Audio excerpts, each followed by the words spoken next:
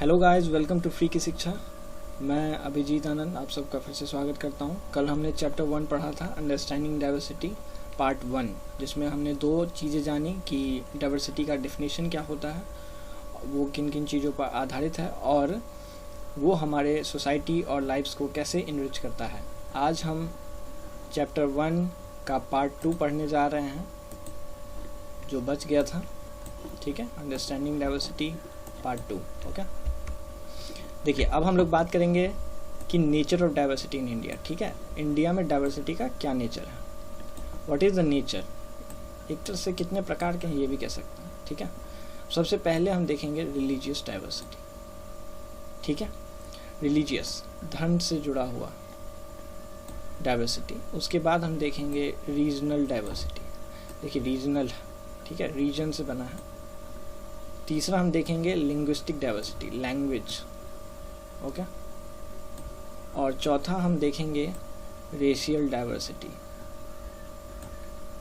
Race is also important. Okay, तो चलिए आइए देखते हैं सभी को एक एक करके। देखिए सबसे पहले है रिलीजियस डाइवर्सिटी। अब देखिए इंडिया जो है वो सेकुलर स्टेट है, और सेकुलर के बारे में तो हमने बात की भी थी। ठीक है, सभी धर्मों को एक प्रकार की का मान देना, इज्जत देना, सभी धर्मों को मानना। कोई एक धर्म नहीं है सेकुलर स्टेट का। ठीक है, सभी धर्मों को मानता है, इसलिए इंडिया जो है वो एक सेकुलर स्टेट है। Land of all major religions, दुनिया के सभी मेजर रिलीजन यहाँ मौजूद हैं। ठीक है, दुनिया के सभी मेजर रिलीजन यहाँ मौजूद हैं, और उन सभी मेजर रिलीजन्स को मानने वाले फॉलोअर्स भी यहाँ पे मौजूद हैं। उन सभी रिलीजन्स को मानने वाले फॉलोअर्स भी यहाँ पर मौजूद हैं।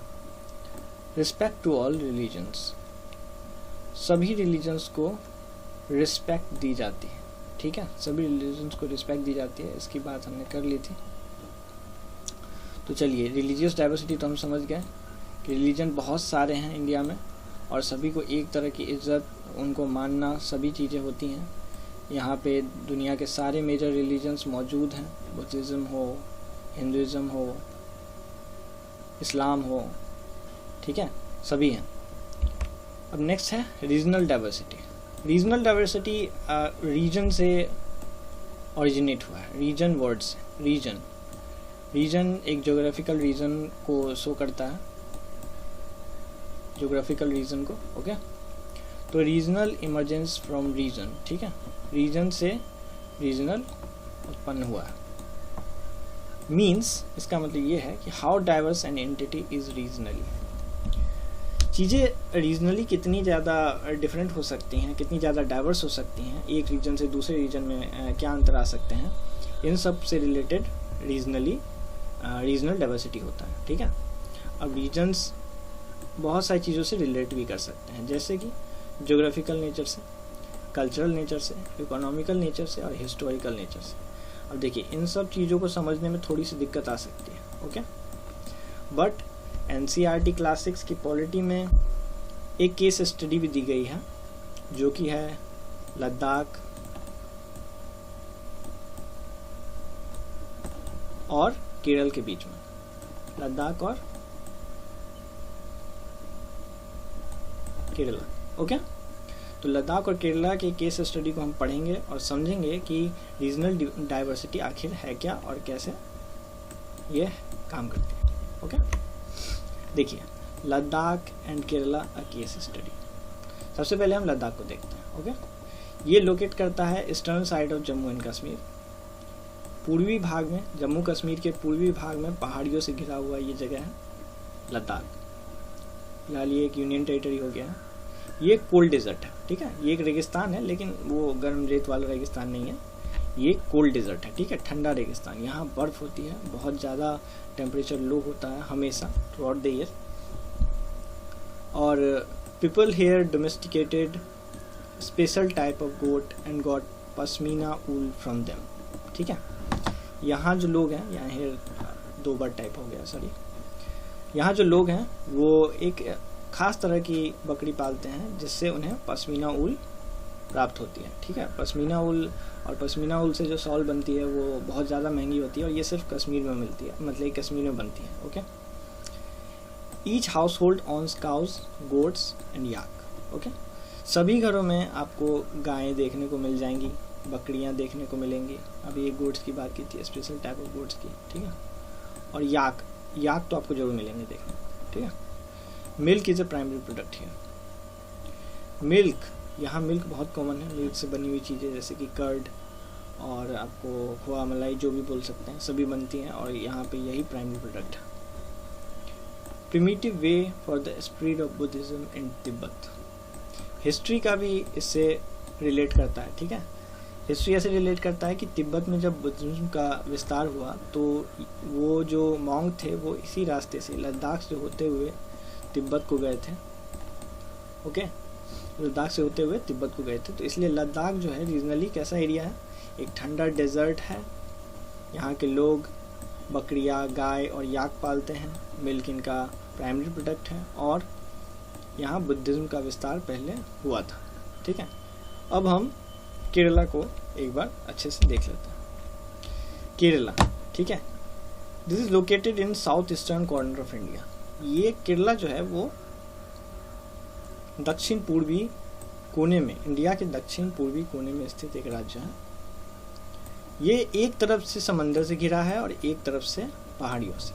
अब देखिए यहाँ की पहाड़ियों में खास बात है, पहाड़ियों में ये खास बात है कि ये फेमस हैं स्पाइसेस के लिए। ठीक है, तरह तरह के स्पाइसेस, काली मिर्च वगैरह, ठीक है, दालचीनी, और इन सब के लिए ये फेमस है। कहाँ? केरला की पहाड़ी। ठीक है, यहाँ पे इन्हीं का जो है प्रोडक्शन होता है। देखा आपने लद्दाख से कैसा लगा? लद्दाख जो है वो एक कोल्ड डेजर्ट है, लेकिन यहाँ पे सी है, आपको देखने को मिल जाएगा। हिल है, लेकिन ये हिल ठंडा नहीं है। वहाँ पे जो हिल्स हैं वो बहुत ज़्यादा ठंडे हैं, -20 डिग्री तक भी चला जाता है वहाँ। ठीक है, यहाँ पे ऐसा कुछ नहीं है। हिस्टोरिकल इम्पोर्टेंस ऑफ क्रिश्चियनिटी, यहाँ पे क्रिश्चियनिटी का विस्तार बहुत पहले हिस्ट्री में हुआ था। ठीक है, तो वहाँ पे आपने देखा था बुद्धिज़्म का हुआ, और यहाँ पे किसका हो रहा है? क्रिश्चियनिटी का हो रहा है। ठीक है, Muslims they are given full respect, ये भी हिस्ट्री से पता चलता है कि यहाँ पे मुसलमानों को बहुत इज्जत दी जाती थी हमेशा। ठीक है, अब देखिए उनका प्राइमरी प्रोडक्ट लद्दाख वालों का तो हमने देखा कि मिल्क है। ठीक है, मिल्क है क्योंकि वो गाय, बकरियाँ और याक पालते हैं तो मिल्क होता है।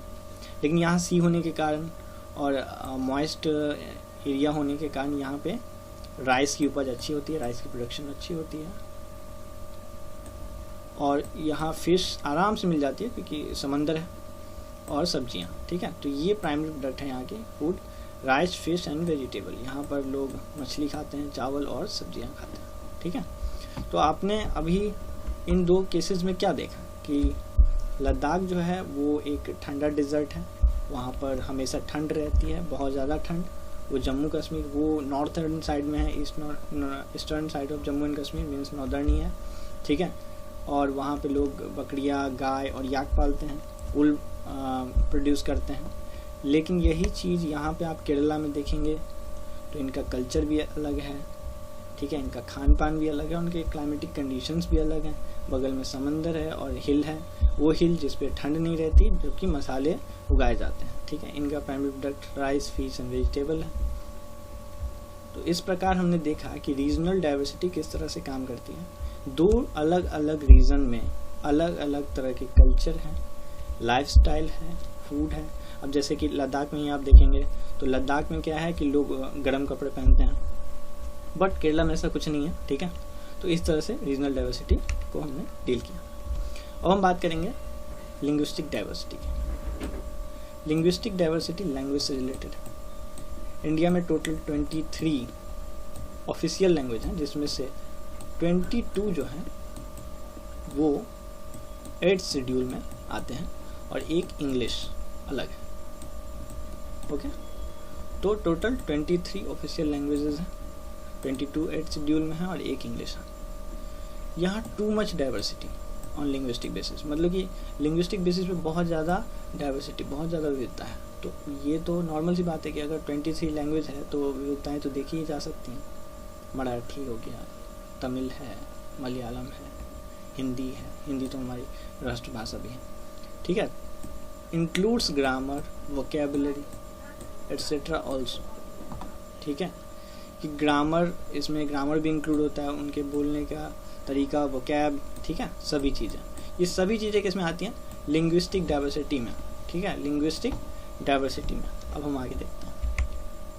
अब है आखिरी की रेशियल डाइवर्सिटी, ठीक है, रेशियल डाइवर्सिटी। अब देखिए रेस, यहाँ पे रेस पे भी डाइवर्सिटी बहुत है कि स्किन कलर, नॉर्मली हम यही कह सकते हैं, यहाँ पे तो यही मान सकते हैं कि race means skin colour. Physical appearance, अगर आप एग्जांपल के तौर पे लेंगे तो फिजिकल अपीयरेंस में, कलर में जो डिफरेंस है उसी को हम रेशियल कहते हैं या रेस से संबोधित करते हैं, ठीक है। तो रेशियल का सिंपली यही मीन्स है स्किन कलर और physical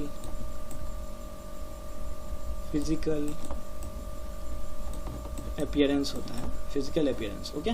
racial diversity is also present on big scale in India, ठीक है। तो अभी हमने जस्ट कहा कि रेशियल डाइवर्सिटी भी अच्छे खासे तौर पे इंडिया में मौजूद है और ये भी एक तरह से विविधता में बहुत बड़ा रोल प्ले करता है, ठीक है।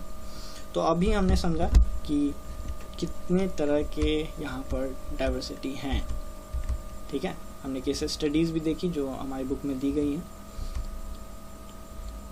कि रिलीजियस डाइवर्सिटी है, रीजनल डाइवर्सिटी है, हमने केस स्टडी देखा लद्दाख और केरल का, और फिर लिंग्विस्टिक डाइवर्सिटी है, फिर रेशियल डाइवर्सिटी है, ओके। अब हम जानते हैं आखिरी पार्ट की यहाँ पर concept of unity in diversity क्या है, ठीक है। कंसेप्ट ऑफ यूनिटी का कंसेप्ट क्या है डाइवर्सिटी में, ये एक अच्छा टॉपिक है लास्ट में कि यूनिटी। देखिए यूनिटी जो है वो क्या है, एकता है, ठीक है। यूनिटी का क्या मतलब है, एकता,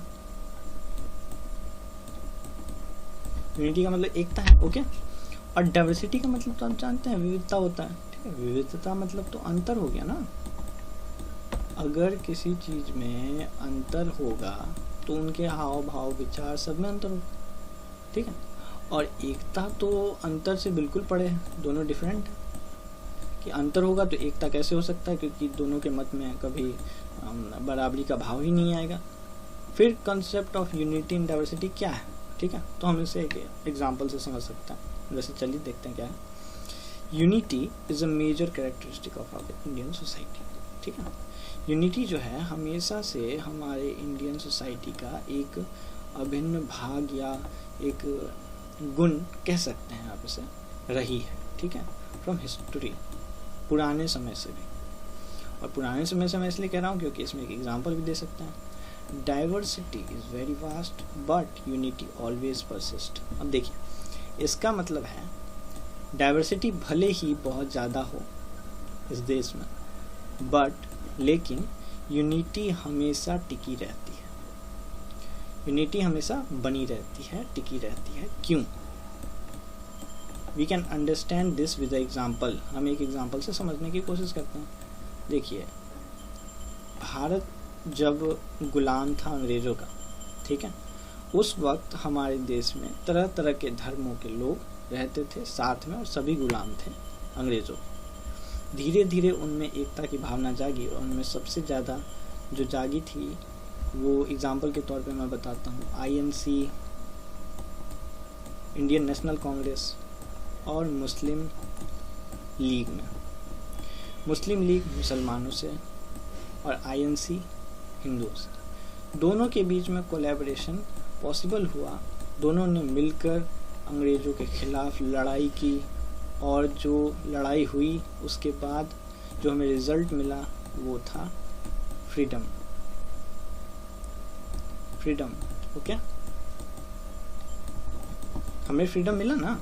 देखिए Britishers are compelled to leave India due to unity of the different groups of people living in the country at that time, national movement, ठीक है। तो ब्रिटिशर्स जो थे वो मजबूर हो गए इंडिया छोड़कर जाने पर, इसीलिए क्योंकि उन्होंने हमारे बीच फूट तो डाली थी और शासन तो किया था, लेकिन ये फूट हमेशा के लिए तो नहीं टिकी। हाँ 100 साल तो उन्होंने राज किया, बट एक ना एक दिन तो समझ आनी ही थी कि फूट डाला जा रहा है। और तब जब सभी धर्मों के लोगों ने, सभी ग्रुप के लोगों ने मिलकर लड़ाई लड़ी तो हमें आज़ादी मिली।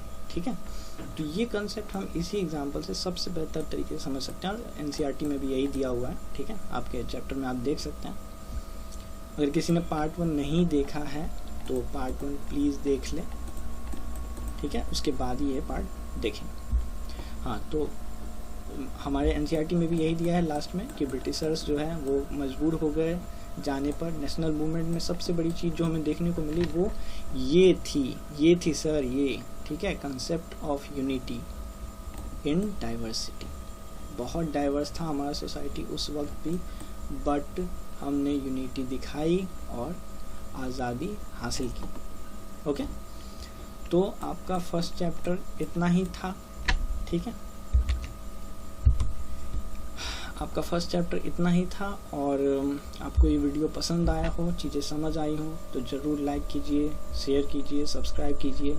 किसी ने पार्ट 1 नहीं देखा है तो जाके पार्ट 1 देखिए, फिर पार्ट 2 देखिए, आपको सारी चीज़ें समझ में आ जाएंगी। कोई डाउट हो तो कमेंट कीजिए, पूछिए।